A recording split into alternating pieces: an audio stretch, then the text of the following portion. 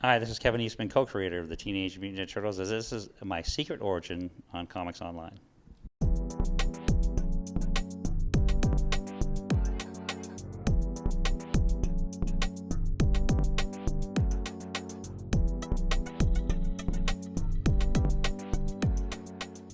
Kevin, thank you so much for sharing your time with us at Comic-Con. Absolutely. You're our first interview for San Diego Comic-Con 2025, so Awesome. Absolutely thrilled that this is how we're starting off our year. Thank you very much. I appreciate it. So Comics Online celebrating our 25th anniversary. It's no 40th like Ninja Turtles, but 25 years of doing media and interviews. Fantastic. And we want to do something very special for this year. Okay. We wanted to highlight the talent that create, all the stories that we love to read, but we're doing something called Secret Origins. And not about the characters you write, but more about yours. So I would love to start off, how did you find yourself working in the world of comics and what drew you into this industry? Jack Kirby, pretty much. No, I grew up in a very small town in Maine, and I had a paper route, and about 7 miles away was a little convenience store that had a spinner rack. And I always loved children's book. My grandma had a lot of Dr. Seuss and all that stuff, but I loved these adventures you could go on, kind of combining stories and pictures to go past, present, future, whatever you wanted to tell, the story you wanted to tell, and I would draw all the time, trying to replicate, copy everybody. And so when I discovered comic books, it was just the next evolution in that process. So fell in love with the medium, promptly told my parents for the next 10 years that I'm going to be a cartoonist like Jack Kirby, follow in his footsteps. And they would give you that mortified look where, oh my goodness, we're going to have one of those kids that's never going to move out of the basement kind of things. You like comic books, oh my God. But that was really the inspiration. I would trace drawings, I would create my own characters, I'd write and draw and tell my own stories because it was such a wonderful, fantastical world that you could escape into and just have the best time ever. Again, I lived in a one stop sign town that everybody in the town knew each other. So I had a lot of free time to create and develop things. So that was my original inspiration. So Well, Jack Kirby's definitely been an inspiration for many of us. We just got to see Fantastic Four last night. No spoilers, I promise. But I can't wait. Getting to see his name acknowledged so heavily was wonderful. Wonderful. I'd like to continue on something you had mentioned. Kirby's obviously an inspiration. Who else did you draw from earlier in your career as you were trying to figure out your own voice? There was a lot of artists that I think are very underrated, and, guys like, Bob Brown or Gene Colan or, Steve Ditko, of course, but there was so many artists that I liked.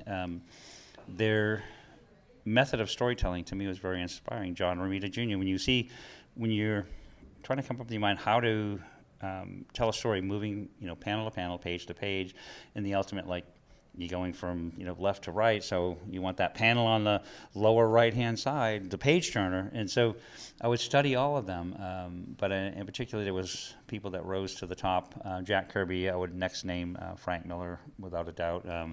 Was a big fan of Daredevil. Again, read it my whole life, and then they introduced this new penciler in Daredevil 158. Frank Miller, Roger McKenzie was still writing, and it was just fantastic stuff. But and then suddenly there was just Miller's style and approach to telling a story seemed to be more adult. I was starting to grow out of the juvenile sort of aspects of comics. They were still regulated by the Comics Code Authority, but when Frank Miller came in and started doing these wonderful stories, crime stories, and stuff that felt like was written for an older audience, and then I just really gravitated to that. And certainly the aspects of ninjas and things that. Big fan of Bruce Lee.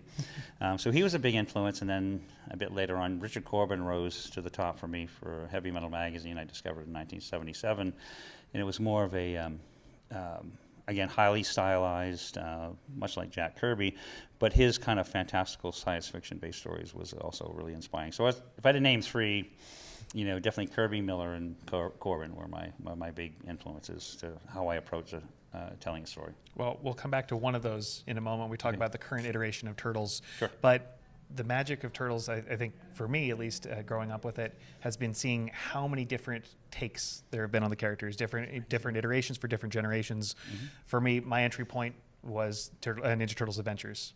And, of course, the cartoon and the 90s movie. Yep. But I'm curious for you, having seen all these different versions of the characters and how they've evolved over the years, which one surprised you the most?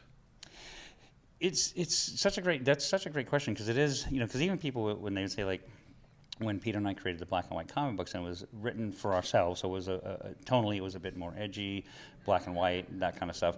And then when we had the opportunity to adapt it into, because again we had full control and full say over the development of our characters wherever it went. So when it evolved into the cartoon show, we knew very specifically we were writing something for a much younger audience, say writing for a 6-year-old, 7-year-old, and so we were able to approach it in a much more humoristic, with much more humor. We softened some of the, the heavy-handedness of some of the action and the violence and stuff that, and we produced 5 episodes, and even though Pete and I worked really hard on those, we were kind of like, this is never going to work.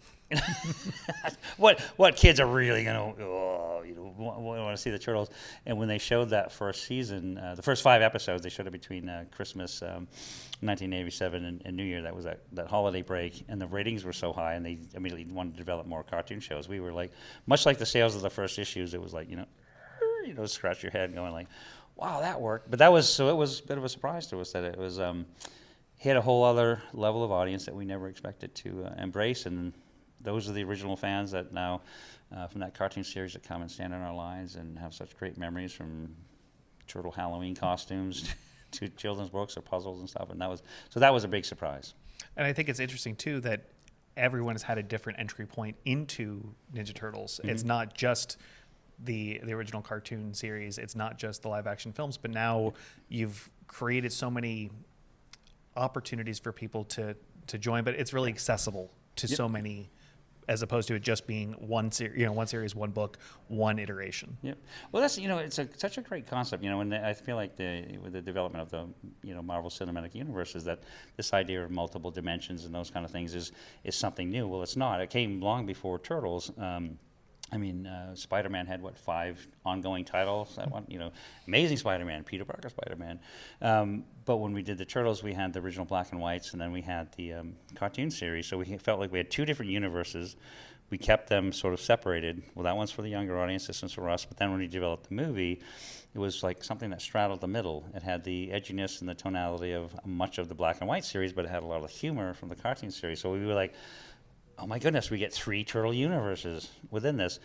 And then as each new iteration, we did 300 episodes of the cartoon series, 3 live action movies and those things. And when it started to go down and then started coming up the other side with the development of, the Turtles Fox Next Mutation, the Fox Kids universe, none of those should have worked. And the thing is that I always say that fans, much like when you and I were kids, we chose and we decided what was cool and what was not. So the fact that we had those original fans, but suddenly there's a new group of fans that still find something interesting about the Turtles and embrace them and found something cool, that to me is even more mind-blowing, because we got another generation. And the fact that it keeps going from the IDW universe to Seth Rogen's most recent Mutant Mayhem movie, which I just absolutely adore. It's great to see it's still finding an audience after all these years. 41 years of having the greatest job ever, Well, I think there's a reason why it's continued so long, and also the flexibility and dynamic approach that so many creators have been applying to it, whether it's Power Rangers meets Ninja Turtles or Batman Ninja Turtles. Obviously, there are a lot of opportunities now where people are embracing the crossovers, and it's not just a cash grab. It's something that people are putting a lot of heart and thought into. I think the Power Rangers Ninja Turtles book in particular is one of my personal favorites. Me too. I love that series. And that's, I feel like we are I'm glad you brought that up, because it is that we feel it's flexible enough to do like a Turtles Batman thing and make it believable and acceptable to some older fans as well as younger fans, or the Turtles Power Rangers, which they started very close to when we launched, not long after we launched. But I love that we can have that flexibility to tell those kind of stories. And what's so funny is, like, when you talk about the passion, I was talking with Jeff Rowe, who's the director of Mutant Mayhem, for example. We'll go back to Ciro Neely, who's the head director and creative on the Turtles 2012 series. They were original fans. Jeff Rowe had pictures of himself in a turtle Halloween costume from back in the day. He had all the toys, and so when he wanted to make this movie, tell this story, it was with the same place of passion that he loved these characters, and he wanted to tell something that was really specific to him and something that was important to tell a good story and make it work. The same with Ciro Neely and some of the stuff. But I think that's what's great about when we finally see things like the Marvel Cinematic Universe again work so well, it's because people that grew up on it are putting that love of what they grew up on and what inspired them into those movies, and it makes it work really well. Well, let's connect now back to your Frank Miller influence. Of course, The Last Ronin has been an incredible surprise for us, and getting to see it be not just the one story, but continue with the next generation of Turtles, honestly has been a personal joy for me, and every single issue has been so compelling. Thank you. So I think that it's a testament to your work that you all get to tell the last Turtle story, but then it is an evolution again. So I would love to hear for you and for the audience who may not know as much about Last Ronin, if you first of all could share a little bit about that, and then we'll dig in a little bit deeper. Sure, absolutely. Well, the wonderful thing about Last Ronin, and again, with all the most massive amount of love and respect to everything that Frank Miller's done, Dark Knight had such a big influence on all of us. Frank Miller's Ronin was, inspired the very earliest issues of the Turtles and that kind of storytelling. And so Pete and I actually, we had finished writing the first 11 issues plus the one-shots that had a story on each individual turtle.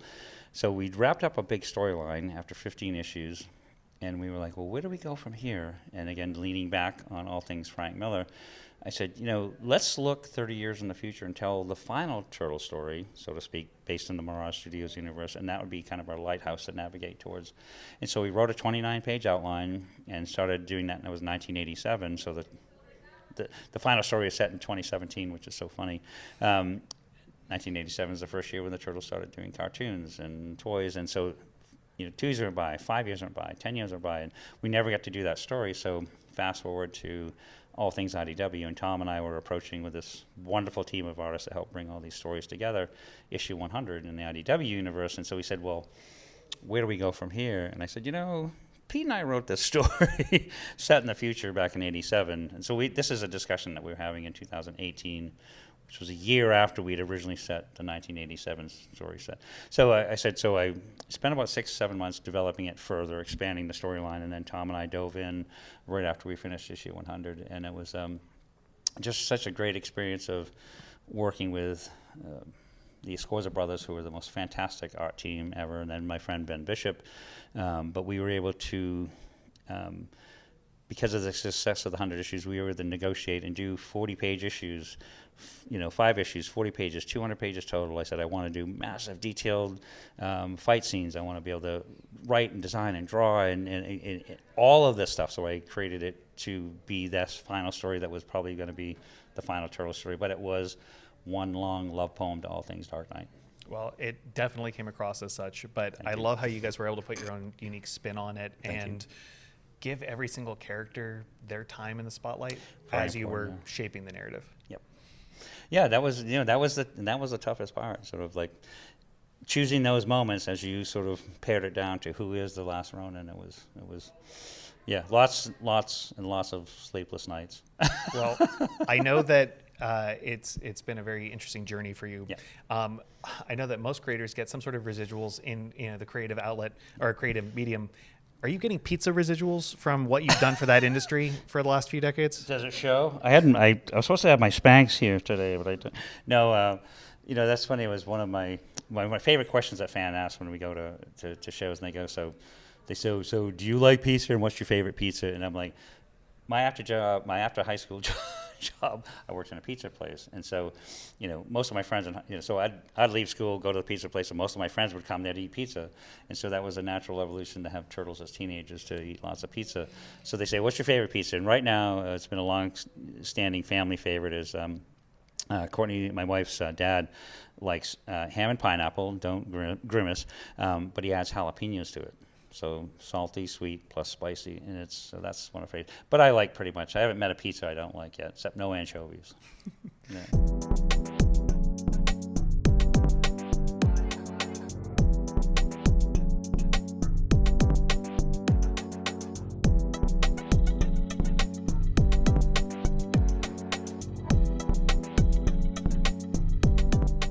So I wouldn't be here today without your work. Oh, thank you. Ninja Turtles Adventures truly was the first comic I ever bought as a kid. Yep. I recently found my copy. I would be remiss if I didn't ask if you would sign our books me? while we're here. Be my absolute pleasure. I can't thank you enough because that was an odd issue. It was a random story. but it was my first comic, and everyone's comic, is a very random entry point. Yep. But it didn't matter that this was number 35. It didn't matter what it was. I walked in, the comic book store that we went to just opened. They had a card table out, and that was one of the books that I just beelined right for. But after that point, I've shared comics with my dad since I was a kid. And so I'm a second generation comic book reader, but it means the world to me that I get to continue to explore Turtles. The IDW team has been nothing but stellar to celebrate your work, and I'm thrilled that I get to be here with you today. Thank you. And I love that. To me, those kind of stories are just so important. It's so precious because I'm the same, I'm cut from the same cloth, and that I love the, to me it was a Jack Kirby Commandy issue. It was one of those things. But I'd seen other comics, but there was one that was like, that solidified it for me that this is what I want to do for a living. This is, it clicked. Everything clicked. It's like, when somebody wants to be a musician or somebody wants to be this, it's like when it hits and it clicks, it just it works. But so I love that kind of story, and thanks for sharing it. Thank you. So thanks. And that's my wife. Yep, you're good. Sorry.